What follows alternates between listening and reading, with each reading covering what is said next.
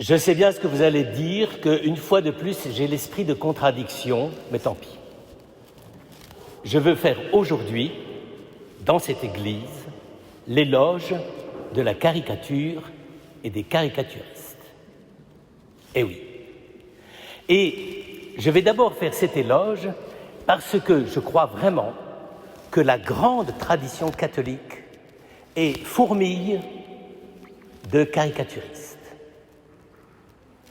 Comment pouvez-vous imaginer qu'un Michel-Ange ait organisé l'ensemble pictural de la chapelle Sixtine avec 300 nus masculins et féminins, et surtout, comment pouvez-vous imaginer que les papes ont tenu ferme pour élire, dans tous les conclaves, d'élire les papes sous ce flot de nudité? Si ce n'est pas de l'humour et si ce n'est pas de la caricature, je veux être pendu. En plus, si on développe ça au second degré, quand Michel-Ange a fini son chef-d'œuvre, il y avait une armée de cardinaux qui protestaient et qui voulaient qu'on supprime les fresques. Et les papes ont tenu bon. C'était déjà le premier symptôme de l'infaillibilité pontificale. Eh bien, frères et sœurs, Michel-Ange n'est pas le seul. Et il y a, par bonheur, mais c'est inouï, il y a un génial caricaturiste, mais qui, hélas, n'avait pas la plume, n'avait pas le coup de crayon de tous ceux qu'on connaît bien, n'est-ce pas, puisqu'ils sont très connus maintenant, mais qui avait le don de la caricature absolue, dans une grande tradition d'ailleurs, suivant Huysmans, suivant surtout l'autre là, qui vivait misérable là à Paris. Si. Oh, vous l'avez lu. Bon, je le mettrai dans le texte écrit. Mais le plus grand caricaturiste moderne de l'Église catholique, c'est Georges Bernanos. Et je dois à un paroissien de m'avoir réveillé à cette merveilleuse réalité ce matin, quand il est venu pour s'occuper des gens qui avaient besoin de café le matin. Eh bien, Georges Bernanos a été le plus grand et impitoyable caricaturiste de l'Église durant toute sa vie. Ceux d'entre vous qui ont entendu cette conférence sur Sainte Jeanne d'Arc, n'est-ce pas, de Bernanos, elle est extraordinaire et elle caricature vraiment l'attitude de l'Église. D'ailleurs, il n'avait pas besoin de se forcer parce que la position de l'Église était parfaitement caricaturale.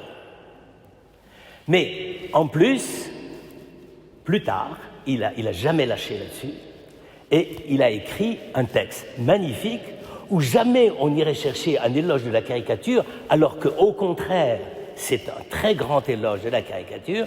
Ça s'appelle « Nos amis les saints ».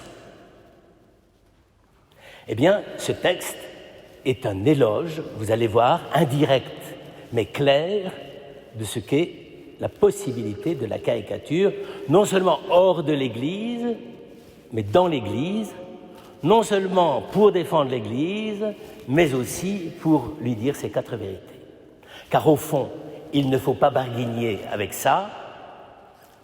La caricature, ce n'est pas un procédé immoral, c'est un procédé caricatural, c'est-à-dire on fait la dénonciation par l'outrance de ce qui n'est pas vrai, de ce qui est hypocrite, de ce qui est faux, de ce qui est violent, de ce qui est inadmissible.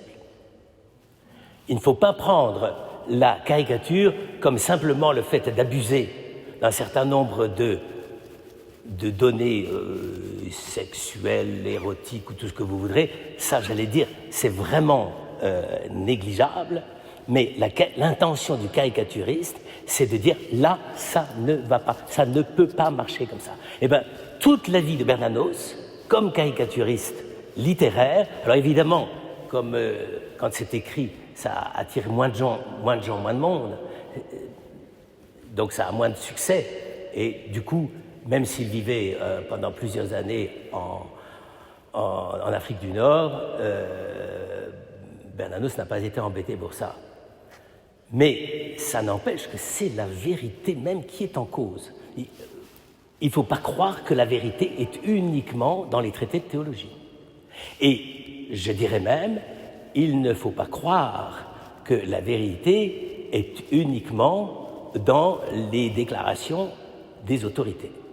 J'en veux pour preuve, et ça je dois dire, je suis consterné, que le successeur sur le siège de Toulouse, successeur de Monseigneur Saliège, il y en a pour qui ça doit dire quelque chose, s'est fendu d'une déclaration pour dire qu'il ne faut pas attaquer l'Église par les caricatures, ou la religion par les caricatures. Mais où va-t-on? Mais Saliège doit se remuer dans sa tombe, c'est pas possible. Qu'est-ce qu'on a fait pour lui trouver un successeur pareil? Eh bien, revenons à Bernanos. Bernanos, donc, il a écrit un texte admirable qui s'appelle « Nos amis les saints ». C'est un texte fantastique. C'est le plus beau texte que je connaisse sur la sainteté. Voilà l'exergue. Ça dit déjà tout, mais je veux développer. Parlant des saints, il dit « Ces grandes destinées échappent plus que toutes les autres à n'importe quel déterminisme. Il n'y a pas des kolkhozes pour faire des saints selon la doctrine de Lénine. Ça n'existe pas. Ça fait des abrutis et des esclaves et des valets du prolétariat, mais ça ne fait pas des saints. Donc, échappe plus que toutes les autres à n'importe quel déterminisme. Pourquoi? Elles rayonnent, elles resplendissent d'une éclatante liberté. Vous avez compris, liberté. Mettez le contenu que vous voudrez. La devise trinitaire de la République française. Mettez la liberté selon les grands théologiens, Augustin, saint Thomas, la liberté. Point. Pour Bernanos, le signe, la condition de la sainteté, c'est la liberté. Eh bien, il a raison. Il a raison, et je regrette que dans l'Église actuellement, il n'y ait pas un sursaut pour dire que la liberté, quelle qu'elle soit, eh bien, c'est la condition que Dieu veut pour que nous soyons ses disciples et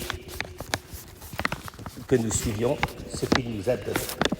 Je vais citer quelques textes en les commentant légèrement, mais je crois que ça se comprend tout seul. Il commence par dire que l'homme et l'homme, non pas tel que le comprend la science, la technique, à cette époque-là, il n'avait pas encore les sciences humaines à se mettre vraiment sous la dent, mais il comprenait qu'il y avait un projet totalitaire dont il venait de voir la réalisation, qui avait échoué d'ailleurs par l'hitlérisme, par le nazisme, et donc il dit la sainteté ne peut pas être le fruit de la science ou de la manipulation des gens d'une façon ou d'une autre. Alors il dit, mais alors à ce moment-là c'est quoi? C'est les miracles. Eh bien pas davantage. Et là ça devient intéressant parce qu'un auteur chrétien qui commence à déboulonner la théologie du miracle, ça mérite quand même une certaine attention. Eh bien c'est une théologie du miracle extrêmement belle, vous allez l'entendre. Si Dieu avait voulu nous gagner par des miracles, il ne s'en serait pas certainement tenu simplement à celui de Cana, ou même à la résurrection de Lazare. Il ne lui en eût rien coûté de s'imposer par des prodiges beaucoup plus extraordinaires, cosmiques. Au lieu que les saints évangiles nous rapportent des phénomènes qui ont marqué la mort du Sauveur, le soleil qui s'obscurcit, le voile du temple qui se déchire, la terre qui tremble, sont bien peu de choses comparés aux effets de la bombe d'Hiroshima. Là, j'allais dire, ça vous cloue le bec. Vouloir absolument défendre Dieu parce qu'il fait des miracles, il aurait pu se fouler un peu plus. Hein, parce qu'en matière de miracles, déplacer le soleil, le faire une éclipse au moment de sabbat, bon, c'est gentil, mais ça n'a rien changé du point de vue de la méchanceté des hommes. Donc, exit le miracle. Mais alors, qu'est-ce qu'il a voulu ? Réfléchissons un peu. Pourquoi nous regagner en forçant notre volonté par des miracles ? Combien de gens aujourd'hui ont besoin de croire aux miracles ? Eh bien, il dit ceci, contrainte pour contrainte, il eût été tellement plus facile de ne jamais nous perdre en accordant une fois pour toutes la volonté humaine à la volonté divine. Le vrai miracle dans cette ligne-là c'eût été d'accorder parfaitement la volonté, la vie, l'action humaine à la volonté divine. Que nous soyons tous des horloges et des automates. Et à ce moment-là, nous aurions été accordés comme une planète qui tourne autour de son soleil. Beaucoup de gens pour qui la religion, c'est ça. Allez voir de l'autre côté de la Méditerranée. C'est que Dieu n'a pas voulu nous faire irresponsables.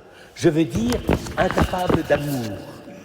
Car il n'y a pas de responsabilité sans liberté et l'amour est un choix libre où il n'est rien. Pas beaucoup rencontré ça dans les encycliques récentes. L'amour est un choix libre où il n'est rien. Frères et sœurs, voilà qui justifie même les bêtises que nous avons faites. L'amour est un choix libre où il n'est rien.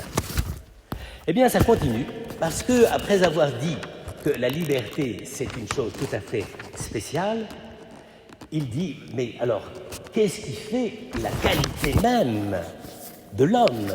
Qu'est-ce qui fait qu'il peut devenir saint ? Eh bien, c'est simple. S'il est vrai que nous sommes créés à l'image de Dieu, comment mépriserions-nous une des plus hautes facultés de l'homme ? Vous me répondrez que, sans la mépriser, c'est-à-dire l'intelligence, je viens de la déclarer impuissante. Non pas impuissante à tirer parti de la création, mais incapable d'en comprendre le sens. Même l'intelligence est soumise à critique. Une intelligence qui se croit uniquement critique à partir d'elle-même, eh bien, en réalité, elle est encore soumise à critique, et on peut la critiquer. C'est un propos très catholique, mais qu'on n'entend pas souvent. Alors continuons l'itinéraire. Comment ça se fait qu'il y a des saints ? Alors il dit, évidemment, il y a une chose énorme, s'il y a tant de souffrance, s'il y a tant de mal dans le monde, etc., c'est l'argument essentiel des athées contre Dieu. Mais il dit, le scandale de l'univers, donc de l'univers créé, ce n'est pas la souffrance, c'est la liberté. Nous vivons comme chrétiens, comme croyants, dans et interrogés sans cesse par le scandale de la liberté. Il n'y a pas d'autre scandale. Et là, évidemment, il ajoute, Dieu a fait libre sa création. Voilà le scandale des scandales. Et tous les autres scandales procèdent de cela. Ça paraît dur à avaler, en tout cas on peut dire ce qu'on voudra, c'est de la critique bien au-delà de Charlie Hebdo.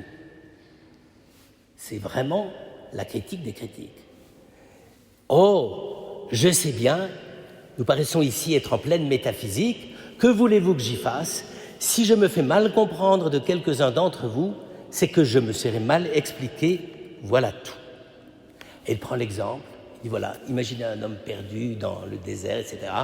Et tout à coup, il se rend compte que sa situation est scandaleuse. Et il s'aperçoit qu'il n'y a qu'une chose qui lui reste, c'est sa liberté. Il prend aussi l'exemple scandaleux d'une maman qui voit son enfant mourir. Eh bien, elle est en face du scandale. Et ce scandale, c'est le scandale de la liberté. Comment je vais réagir? Oui, au moment où cette femme ou cet homme acceptaient leur destin, s'acceptaient eux-mêmes humblement, le mystère de la création s'accomplissait en eux. Il n'y a pas d'autre lieu créateur de la part de Dieu que la liberté humaine. C'est pour ça qu'elle est indéterminée. C'est pour ça qu'elle est appelée à aller jusqu'au bout. Tandis qu'ils couraient ainsi sans le savoir tout le risque de leur conduite humaine, ils se réalisaient pleinement dans la charité du Christ, devenant eux-mêmes, selon la parole de saint Paul, d'autres Christ. Bref, ils étaient des saints. Et il ajoute, avis aux amateurs, pour expliquer la damnation, ce qui est quand même assez costaud. La damnation ne serait-elle pas de se découvrir trop tard, beaucoup trop tard après la mort, une âme inutilisée, une âme qui a uniquement pataugé dans le déterminisme, je suis comme ça, j'y peux rien. Donc une âme qui a nié sa liberté. Et cette âme, encore soigneusement pliée en quatre et gâtée, donc abîmée, comme certaines soies précieuses, faute d'usage. Au fond, l'enfer sent la naphtaline. C'est pour ça que c'est ennuyeux, l'enfer. Ça sent la naphtaline. Donc, tout est bien rangé, tout est bien plié, toutes les âmes sont en ordre, elles n'ont rien à dire, elles n'ont jamais rien fait, elles n'ont jamais pensé, elles n'ont jamais agi. Eh bien, quiconque se sert de son âme, si maladroitement qu'on le suppose, participe aussitôt à la vie universelle, s'accorde à son rythme immense, entre de plein pied du même coup dans cette communion des saints qui est celle de tous les hommes de bonne volonté auxquels fut promise la paix, cette sainte Église invisible dont nous savons qu'elle compte des païens, sainte Église invisible dont nous savons qu'elle compte des païens, des hérétiques, des schismatiques ou des incroyants dont Dieu seul connaît les noms. Et oui, une église n'est pas faite uniquement de gens fréquentables dont l'âme est pliée en quatre dans de la soie et de la naphtaline. Alors,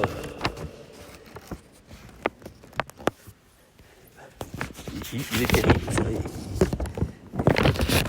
Et il ajoute ceci, oui, on regrette qu'un cardinal soit reconnaissable de si loin à sa belle cape écarlate, tandis qu'un saint de son vivant,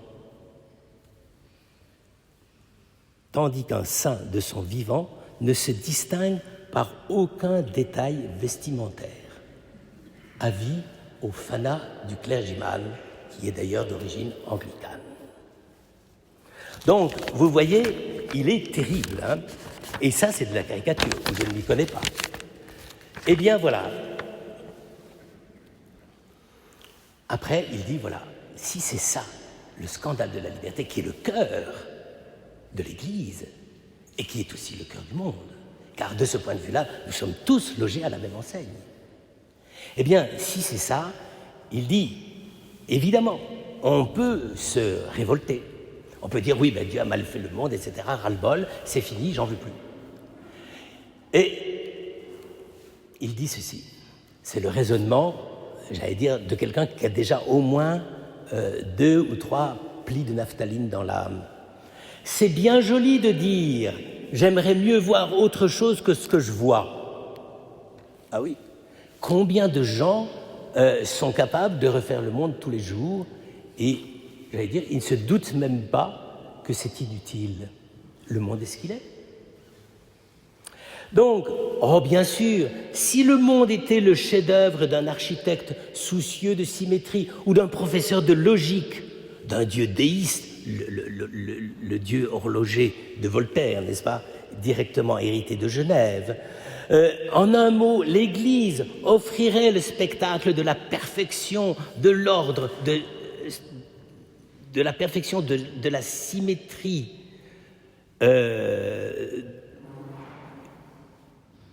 la sainteté y serait le premier privilège du commandement. Chaque grade, là c'est terrible, chaque grade dans la hiérarchie correspondant à un grade supérieur de sainteté. D'ailleurs, les papes n'ont pas hésité à se faire appeler sa sainteté, même les Borgia. Et oui, c'est comme ça, vous voyez. Bon, je veux dire, là, il ne loupe personne, hein. C'est-à-dire, Charles peut toujours s'aligner, là.